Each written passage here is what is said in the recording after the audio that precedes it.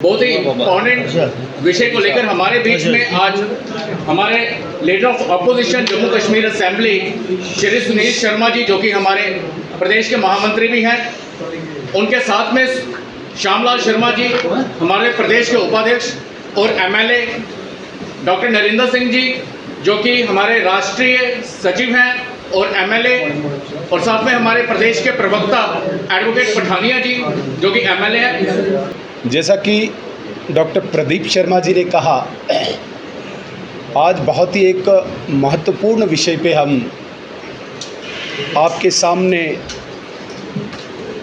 एक प्रेस वार्ता के माध्यम से जम्मू कश्मीर की जनता तक एक विषय या कुछ बातें पहुंचाना चाहते हैं। मेरे साथ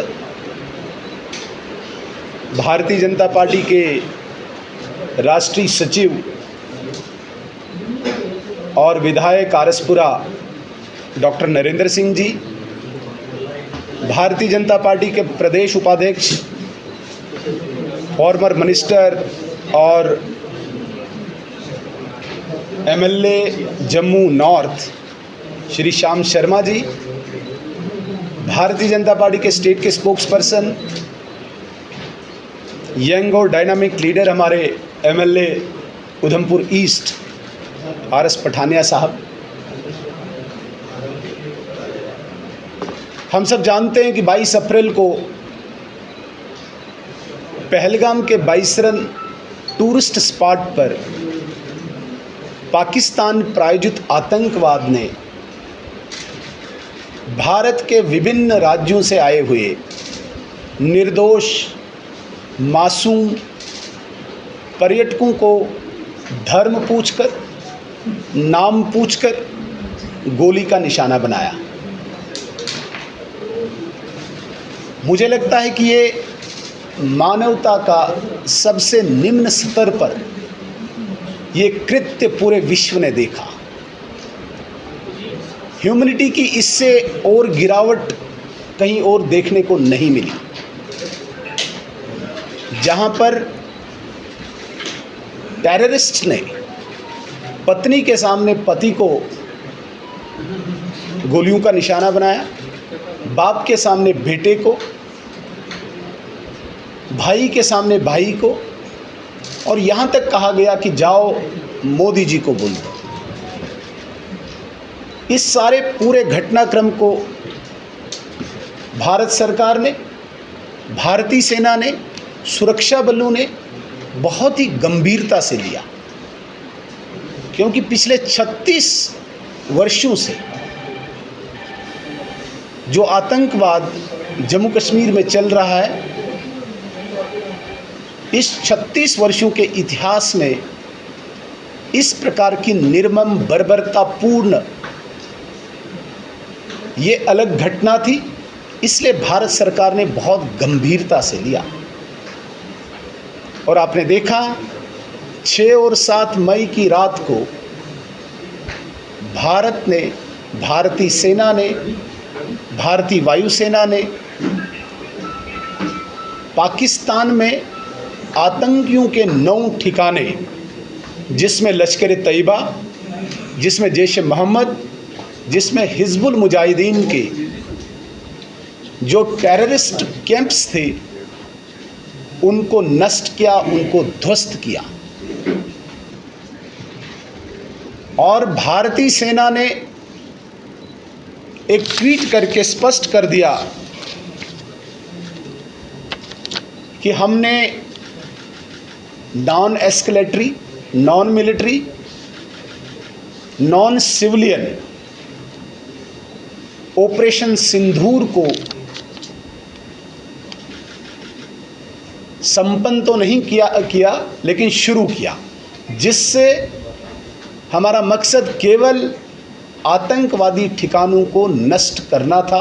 उस मकसद में भारतीय वायुसेना सफल हुई और लगभग ऐसा माना जाता है 100 से ज़्यादा आतंकवादी वहाँ पे मारे गए, जिनमें काफ़ी बड़े कमांडर्स भी थे।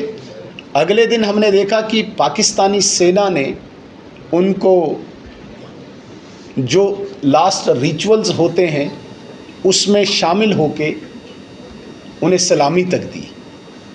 लेकिन पाकिस्तान हमेशा कायरता के लिए बहुत मशहूर है, बुज़दिली के लिए मशहूर है, धोखे के लिए मशहूर है। अगली रात्रि को और कुछ उसी रात्रि को उसने हमारे सिविलियन एरियाज़ को निशाना बनाया गोलाबारी से, और हमारे लगभग पुंछ में 14, राजौरी में 2 और उड़ी में 1 जानें हमारी गई। कुछ जानवरों का, एनिमल्स का, डोमेस्टिक एनिमल्स का नुकसान हुआ, स्ट्रक्चर्स कुछ तबाह हुए, खेतों में कुछ गोलाबारी हुई, फसल भी तबाह हुई। ऐसा सारा इस पूरे सीमावर्ती क्षेत्र में हमारे सिविलियन एरिया को भी पाकिस्तान ने गोलाबारी से नुकसान किया, और भारतीय सेना ने इस प्रतिक्रिया का भी काउंटर रिएक्शन करके पाकिस्तान को वो सबक सिखाया जो इतिहास में कभी उसने देखा नहीं था, विश्व ने कभी देखा नहीं था। और घुटनों के बल आके पाकिस्तान गिड़गिड़ाया और सीज़ फायर के लिए दुहाई देने लगा। भारतीय सेना ने संयम और धैर्य सारी चीज़ों का ध्यान रखते हुए ऑपरेशन सिंदूर को फॉर द टाइम होल्ड किया, और इस कंडीशन पे किया कि act of terror will be treated as act of war. अगर कभी पाकिस्तान ने दुस्साहस किया उसे इससे भी सख्त प्रतिक्रिया का सामना करना पड़ेगा। इसमें मैं और ज़्यादा विस्तार से न जाते हुए, अब जो हमारी तरफ सीमावर्ती क्षेत्र में जो नुकसान हुआ है, लॉसेस हुआ है, उसके लिए भारतीय जनता पार्टी की सेंट्रल लीडरशिप ने एक कमेटी का गठन किया। हम 5 MLAs, आदरणीय श्याम शर्मा जी, आदरणीय पठानिया जी, आदरणीय डॉक्टर नरेंद्र सिंह जी और आदरणीय डॉक्टर मन्याल जी को नियुक्त किया कि पूरे बॉर्डर एरियाज़ में जाके लॉसेस को एसेस करो और एक रिकमेंडेशन या रिपोर्ट तैयार करो। इसके लिए हमने हीरानगर से सीमावर्ती क्षेत्रों में जाने का तय किया, और हीरानगर से होते हुए पूरे सुचेतगढ़, अरनिया, आरएसपुरा, चम, पलावाला, अखनूर, राजौरी, नौशेरा, पुंछ, मेंढर, स्वरनकोट, उड़ी, और अंत में परसों हमने इस पूरे प्रवास को टंगधार में कल्मिनेट किया। ऐसे लगातार 10 दिन हमारी ये टीम पूरे सीमावर्ती क्षेत्र में गई। हमने ग्राउंड में पाया कि काफ़ी ज़्यादा हमारे स्ट्रक्चर्स का नुकसान हुआ है। जैसे मैंने पहला ही कहा कि 14 हमारी जानें पुंछ में, 2 राजौरी में, 1 उड़ी में, ये भी हमने गंवाई। कुछ इस ऑपरेशन के दौरान, एक जम्मू में, वही बोला, कुछ इस ऑपरेशन के दौरान अफरा तफरी में भी कुछ जाने गई, जैसे कोई इलेक्ट्रिक शॉर्ट से हुई, और एक जम्मू के नगरोटा क्षेत्र में सही गांव, खेरी गांव में भी एक जान गंवाई, काफ़ी लोग इंजर्ड हुए। लेकिन एक उत्साह बॉर्डर के लोगों को देखने को मिला, संतुष्टि उनके चेहरे से झलक रही थी कि बेशक नुकसान हुआ है सीमावर्ती क्षेत्रों में, लेकिन जिस बहादुरी से, जिस शौर्य से, जिस पराक्रम से भारतीय सेना ने इस बार पाकिस्तान को घुटनों के बल लाया, ऐसा पहले कभी नहीं हुआ था।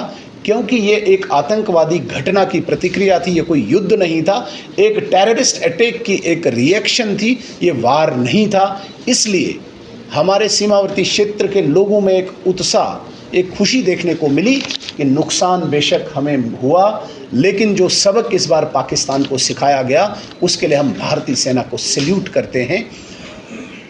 इस सारे में हमने देखा कि लोगों को बंकर्स की आवश्यकता है, लेकिन जो ही भारतीय जनता पार्टी जम्मू कश्मीर की इकाई ने हमारे मिनिस्ट्री ऑफ होम अफेयर्स में ये बात पहुंचाई कि तुरंत हमें कम्युनिटी बंकर्स और इंडिविजुअल बंकर्स बनाने की आवश्यकता है, ऊपर से निर्देश आए और प्रशासन इस वक्त ग्राउंड पे ये काम कर रहा है कि हमने तुरंत इंडिविजुअल बंकर्स को बनाना है इस पूरे सीमावर्ती क्षेत्र में। अगर कभी भी इस प्रकार की कोई घटना घटित होती है, कहीं पे भी हमें बंकर्स इतने सफिशिएंट होने चाहिए कि हमारे लोगों का नुकसान न हो। इसके लिए लोगों ने शुक्रिया किया, सीमावर्ती क्षेत्र के लोगों ने, कि तुरंत इसमें सर्वे और एक्सरसाइज शुरू हुई है। दूसरा, प्रधानमंत्री और गृह मंत्री ने यह फैसला लिया था कि जितनी भी जानें गई है उनके घरों में एक एक नौकरी वहाँ पे मिलनी चाहिए। हालांकि जान की कोई कीमत नहीं है, लेकिन उनका घर चले उसके लिए एक एक नौकरी, उसकी भी कवायद शुरू हो चुकी है और फाइल लगभग GAD में मुझे लगता है कि कल सबमिट हुई है। बहुत जल्दी इन लोगों को नौकरी मिलेगी। और लगभग SRE के तहत जो भारत सरकार मिनिस्ट्री ऑफ होम अफेयर्स जो पैसा देती है वो लगभग डिसबर्स हो गया है। 6 लाख रुपया सबको मिला है। जम्मू कश्मीर प्रदेश सरकार भी उन जानों के उन घरों में लगभग 10 लाख रुपया दे रही है, ऐसा भी लगभग घोषणा हो चुकी है। जहाँ तक इंजर्ड हुए हैं, ministry of home affairs Bharat सरकार का जो निर्णय है उनको भी इस वक्त उचित राशि मिली हुई है, इंजर्ड को भी। लेकिन सबसे बड़ी बात, जो ये घर, जो स्ट्रक्चर्स, कमर्शियल स्ट्रक्चर्स ध्वस्त हुए हैं या नुकसान हुए हैं, उसके लिए प्रदेश सरकार के पास कोई इस प्रकार का क्राइटेरिया फिक्स नहीं है कि हम SDRF में जो 1,20,000 से अतिरिक्त कोई राशि दे पाएँ। उसके लिए लोग चिंतित थे, लेकिन हमारी इस कमेटी ने आश्वस्त किया है कि हमने एक रिकमेंडेशन भारत सरकार को आज लगभग सौंप दी है कि ऐसे पूरे सीमावर्ती क्षेत्र में जितने भी घर गए हैं, मैं अगर छोटी सी एग्जांपल देता हूं तो सिर्फ पुंछ क्षेत्र में 690 घर तबाह हुए हैं। उड़ी में पूरे इस बारामूला के क्षेत्र में 534 हुए हैं।